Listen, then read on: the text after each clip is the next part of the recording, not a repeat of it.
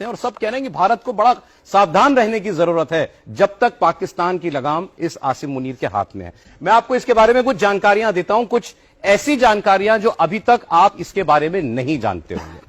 General Asim Munir का background मदरसे का है, अब ये तो सब जानते हैं।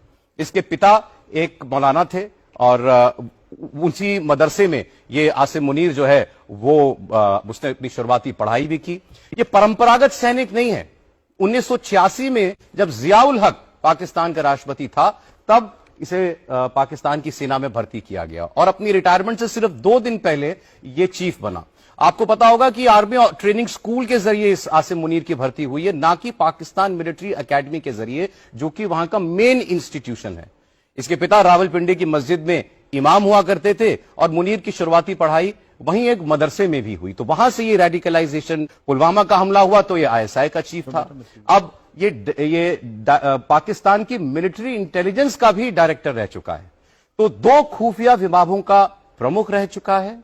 रेडिकल आदमी है, बहुत कट्टर सोच का है। हाफिज कुरान खुद को कहता है, जब बातें करता है तो कुरान की आयतें बार बार अपनी बातचीत में कोट किया करता है और उसी से दुनिया को पता चला कि यह आदमी बहुत खतरनाक है।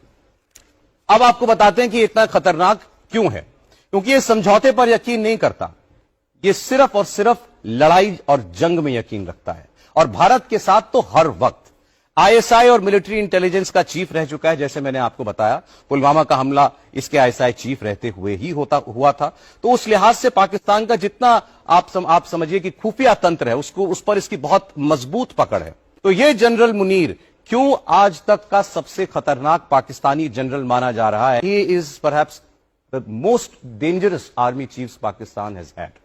बिल्कुल, आपकी जो आंकलन है और आपने जितने डिटेल्स आप सबके सामने रखे, मैं उससे पूरी तरीके से सहमत हूं। और इसमें मैं कुछ और चीजें ऐड करना चाहूंगा जिससे हम जब किसी अपोजिशन जर्नल को पढ़ते हैं तो उसके हम देखते हैं कि उसका ऑपरेशनल एक्सपीरियंस कहां ज्यादा रहा है। दूसरी चीज ये है कि जैसा आपने बताया, इसकी जो पकड़ है और ये आईएसआई चीफ रहा, 2 इसने अपॉइंटमेंट्स करे हैं, तो जितने भी बहुत उनके काफी साठगांठ है और अच्छी पकड़ है। इसकी काफी पकड़ भारत में जितने ये कोलैबोरेटर्स हैं या स्लीपर सेल्स हैं, उनके ऊपर भी इसकी काफी पकड़ है। इत्तेहादी में से है कि मर जाऊंगा लेकिन सरेंडर नहीं करूंगा, पहली बात। और दूसरी चीज ये है कि समझौते का कोई चक्कर नहीं है।